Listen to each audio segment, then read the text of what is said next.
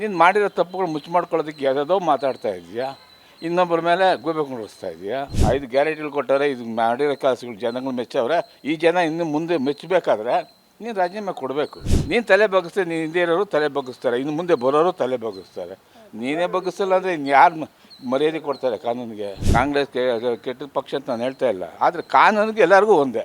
ಯಾವ ಪಕ್ಷ ಆಗಲಿ, ಯಾವ ವ್ಯಕ್ತಿ ಆಗಲಿ, ಕಾನೂನು ಒಬ್ಬರೇ, ಒಂದೇ ಕಾನೂನು. ದಸರಾ ಹಬ್ಬಕ್ಕೆ ಸಿದ್ದರಾಮಯ್ಯ ರಾಜೀನಾಮೆ ಕೊಡ್ತಾರೆ ಅಂತ ವಿರೋಧ ಪಕ್ಷದವರು ಹೇಳಿದ್ರು. ನಿಮ್ಗೇನು ಅನ್ಸುತ್ತೆ, ರಾಜೀನಾಮೆ ಕೊಡಬೇಕು ಅಂತ ಅನ್ಸುತ್ತಾ? ಅಲ್ಲಮ್ಮ, ರಾಜೀನಾಮೆ ಕೊಡಬೇಕು ಅನ್ನಿಸ್ತೈತೆ. ಮಾಡಿರೋ ತಪ್ಪುಗಳು ಎಲ್ಲರಿಗೂ ಇಡೀ ಕರ್ನಾಟಕಕ್ಕೆ, ಪ್ರಪಂಚಕ್ಕೆ ಗೊತ್ತಾಗ್ತಾಯಿದೆ, ಭಾರತಕ್ಕೆ ಗೊತ್ತಾಗ್ತಾಯಿದೆ. ಮಾಡಿರೋ ತಪ್ಪುಗಳು ಕೊಡಬೇಕು ಅಂತ ನಮಗೂ ಅನ್ನಿಸ್ತೈತೆ, ಮತ್ತು ಇನ್ನೊಬ್ರಿಗೂ ಅನ್ನಿಸ್ತೈತೆ. ಅದ್ರ ಮೂಲ ಕಾರಣ ಕೇಜ್ರಿವಾಲ ರಾಜೀನಾಮೆ ಕೊಟ್ಟನಾ? ಹಾಂ, ಅವನು ಕೊಟ್ಟಿದ್ಮೇಲೆ ನಾನು ಯಾಕೆ ರಾಜೀನಾಮೆ ಕೇಳ್ತೀರಾ? ನಾನು ಯಾಕೆ ಕೊಡಬೇಕು? ಮೂಲ ಕಾರಣ ಯಾರು? ಅಲ್ಲಿ ಹುಟ್ಟತೈತೆ ಅಲ್ಲಿ. ಹಾಂ, ಏಕದಮ್ಮ 40% ಕಮಿಷನ್ ತಗೊಂಡ ಅಂತ ಅಂದ್ಬಿಟ್ಟು ಈಶ್ವರಪ್ಪನ ಸಡನ್ನಾಗಿ ಇಳಿಸಿದ್ರು.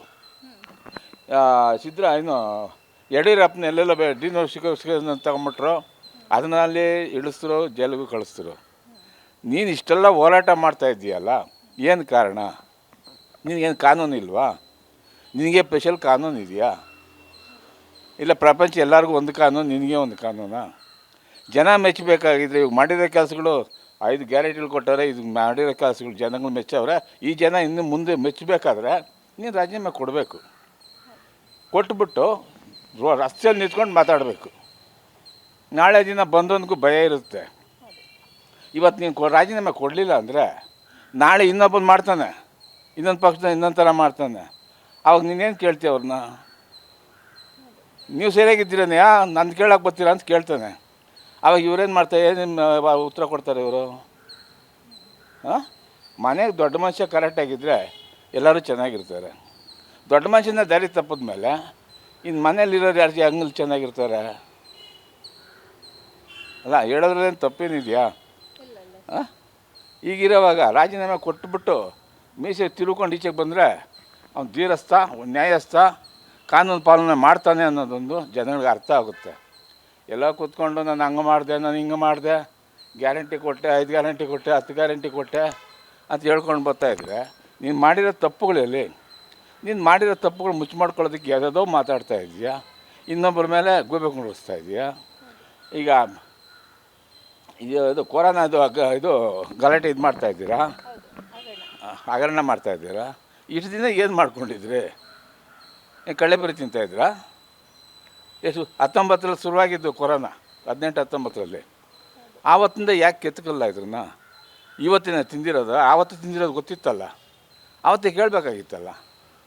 ಇವತ್ತು ಯಾವ್ಯಾವ ಬಣ್ಣ ಕಟ್ಕೊಂಡು ಮಾತಾಡ್ಬಿಟ್ರೆ ಜನಗಳು ಮೆಚ್ತಾರ? ಕಾನೂನು ಒಪ್ತೈತಾ? ಅದು ಏನೋ ರಾಜಕಾರಣಿಗಳು ಅದು ಯಾತಕ್ಕೆ ಹಿಂಗೆ ಮಾಡ್ತಾವ್ರೆ ಅನ್ನೋದು ಗೊತ್ತಿಲ್ಲ. ಜನಗಳನ್ನ ದಾರಿ ತಪ್ಪಿಸೋದಕ್ಕೆ ಒಂದು ಕಾರಣ ಇವಲ್ಲ ಅಷ್ಟೇ. ಹಾಗೆ ಇವಾಗ ಕೋವಿಡ್ ಟೈಮಲ್ಲಿ 700-800 ಕೋಟಿ ಹಗರಣ ಅಂತ ಹೇಳ್ತಾ ಇದ್ದಾರೆ. ಬಿಜೆಪಿ ಅವರು ಒಂದಷ್ಟು ಕೆಲವು ರಾಜಕಾರಣಿಗಳು ಅದರಲ್ಲಿ ಇನ್ವಾಲ್ವ್ ಆಗಿದ್ದಾರೆ ಅಂತ ಕೂಡ ಕಾಂಗ್ರೆಸ್ ಪಕ್ಷದವ್ರು ಹೇಳ್ತವ್ರೆ. ಅಂದರೆ ನಿಮ್ಗೆ ಅನ್ಸುತ್ತಾ ಆ ಕೋವಿಡ್ ಟೈಮಲ್ಲೂ ಕೂಡ ಜನಗಳಷ್ಟು ಓದಾಡ್ತಿದ್ರು ಕೂಡ ರಾಜಕೀಯ ವ್ಯಕ್ತಿಗಳು ಹಗರಣ ಮಾಡಿದ್ದಾರೆ ಅಂತ? ನೀವು ಸರಿಯಾಗಿದ್ದೀರ ನಮ್ಮ ಜನಗಳು, ಇನ್ನೊಬ್ಬರು ರಾಜಕೀಯ ವ್ಯಕ್ತಿಗಳು ನೀವು ಸರಿಯಾಗಿದ್ದೀರಾ ಅವ್ರನ್ನ ತೋಡೋದಕ್ಕೆ? ನೀವು ಕರೆಕ್ಟಾಗಿದ್ದರೆ ಇನ್ನೊಬ್ಬರು ಮಾತಾಡ್ಸೋದಕ್ಕಾಗೋದು? ನೀವೇ ತಪ್ಪು ಮಾಡುವಾಗ ಇನ್ನೊಬ್ರು ಅವ್ರು ಕೇಳ್ತಾರಾ? ಇವಾಗ ನೀನೇ ಇಷ್ಟೆಲ್ಲ ಮಾಡಿರೋ ನಮ್ದು ಯಾವ ಲೆಕ್ಕ ಅಂತಾರೆ. ಅವಾಗೇನು ಮಾತಾಡ್ತಾರೆ ಇವರು? ಮುಖ್ಯವಾಗಿ ರಾಜೀನಾಮೆ ಕೊಡಬೇಕು. ಕೇಸೆಲ್ಲ ತೀರ್ಮಾನ ಆದಮೇಲೆ ಗೆದ್ದಿರ್ಬೇಕಾದ್ರೆ ಬಂದು ಕೂತ್ಕೊಳ್ಳಿ, ಮಾಡಲಿ, ಸಂತೋಷ. ಏನೋ ಬಡವ್ರಿಗೆ ಆದಷ್ಟು ಎಷ್ಟೋ ಕೊಡ್ತಾವನೆ, ಎಲ್ಲರಿಗೂ ಸಂತೋಷನೇ ಅದು. ಆಯ್ತು, ಅವ್ನು ಸಾಲ ಮಾಡ್ತಾನೋ, ಮನೆ ತಂದು ಕೊಡ್ತಾನೋ, ಏನೋ ಮಾಡ್ತಾವನೆ, ಅಷ್ಟು ಮಾಡ್ತಾವ್ರೆ, ಅದು ಸಂತೋಷನೇ. ಕಾನೂನು ತಲೆ ಬಗ್ಗಿಸು ಅಷ್ಟೇ. ಕಾನೂನು ಎಲ್ಲರಿಗೂ ಒಂದೇ, ಕಾನೂನು ತಲೆ ಬಗ್ಗಿಸು. ನೀನು ತಲೆ ಬಗ್ಗಿಸ್ತೆ, ನೀನು ಹಿಂದೆ ಇರೋರು ತಲೆ ಬಗ್ಗಿಸ್ತಾರೆ, ಇನ್ನು ಮುಂದೆ ಬರೋರು ತಲೆ ಬಗ್ಗಿಸ್ತಾರೆ. ನೀನೇ ಬಗ್ಗಿಸಲ್ಲ ಅಂದರೆ ಇನ್ನು ಯಾರು ಮರ್ಯಾದೆ ಕೊಡ್ತಾರೆ ಕಾನೂನಿಗೆ? ಕೋರ್ಟ್ ಅನ್ನೋದಕ್ಕೆ ಏನಕ್ಕೆ? ಜಡ್ಜ್ಮೆಂಟ್ ಅನ್ನೋದು ಯಾತಕ್ಕೆ? ಹಾಂ, ನೀನು ಒಬ್ಬ ಅಡ್ವೊಕೇಟು, ಕಾನೂನೆಲ್ಲ ಗೊತ್ತು ನಿಮಗೆ. ಗೊತ್ತಿದ್ದು ಈ ಥರ ಮಾಡ್ತಾಯಿದ್ರೆ ಹೆಂಗೆ? ಸಿದ್ದರಾಮಯ್ಯ ಕೆಟ್ಟೋನಂತ ನಾನು ಹೇಳ್ತಾ ಇಲ್ಲ, ಕಾಂಗ್ರೆಸ್ ಕೆಟ್ಟ ಪಕ್ಷ ಅಂತ ನಾನು ಹೇಳ್ತಾ ಇಲ್ಲ, ಆದರೆ ಕಾನೂನಿಗೆ ಎಲ್ಲರಿಗೂ ಒಂದೇ. ಯಾವ ಪಕ್ಷ ಆಗಲಿ, ಯಾವ ವ್ಯಕ್ತಿ ಆಗಲಿ ಕಾನೂನು ಒಬ್ಬರೇ, ಒಂದೇ ಕಾನೂನು ಎಲ್ಲರಿಗೂ. ಅದನ್ನ ಅರ್ಥ ಮಾಡ್ಕೊಬೇಕು ಅಷ್ಟೇ. ಸರಿ, ಏನು ಹೇಳ್ತೀರಾ ಮೂಢ ಹಗರಣದ ಬಗ್ಗೆ? ನಾನು ಮೂಢ ಹಗರಣ ಅಷ್ಟು ನಾನು ತಲೆ ಕೆಡಿಸ್ಕೊಳ್ಳೋದಮ್ಮ. ಅದು ಅಯ್ಯೋ ಎಲ್ಲ ತಿಂದುಬಿಟ್ಟಿರೋರೆ ಅಷ್ಟೇ, ನಾನು ತಲೆ ಕೆಡಿಸ್ಕೊಳ್ಳೋಕೆ ಹೋಗಲ್ಲ.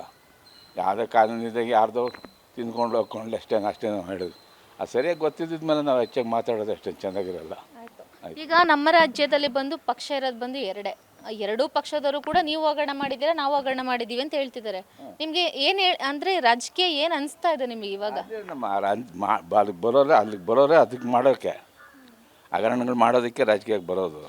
ಅದು ಮಾಡೋನು ಒಪ್ಕೊಬೇಕು, ನಾನು ಮಾಡಿದ್ದೀನಿ, ಇನ್ನು ಮುಂದೆ ಯಾರು ಮಾಡೋಕೆ ಹೋಗಬೇಡ್ರಿ, ಕಾನೂನಿಗೆಲ್ಲ ತಲೆ ಬಗ್ಗಿಸ್ರಿ ಅಂತ ಒಂದು ತೀರ್ಪು ಕೊಡಬೇಕಲ್ಲ, ಅದು ಒಪ್ಕೋಬೇಕಲ್ಲ. ಒಪ್ಕೊಂಡಿದ್ಮೇಲೆ ಇನ್ನು ಮುಂದೆ ಬರೋದು ಅದೇ ಗತಿನೇ. ತೆಲುಗಿನಲ್ಲಿ ಒಂದು ಗಾದೆ ಹೇಳ್ತಾರೆ, ಮುಂದೆ వచ్చింది ಮೂಗ್ಟಲ್ಲ ತಿನ್ನೆ, ಏನಕ್ಕೆ వచ్చింది ಸೆಟ್ಲನ್ನೇ ತಿನ್ನೆ ಅಂತ ಅಂದ್ಬಿಟ್ಟು. ಹಂಗೆ ಮುಂದೆ ಏನೋ ಸರಿಯಾಗಿದ್ರೆ ತಾನೇ ಅಮ್ಮ ಹಿಂದೆ ಬರೋ ಸರಿಯಾಗಿರೋದು. ಹಂಗೆ ಅಷ್ಟೇನಮ್ಮ.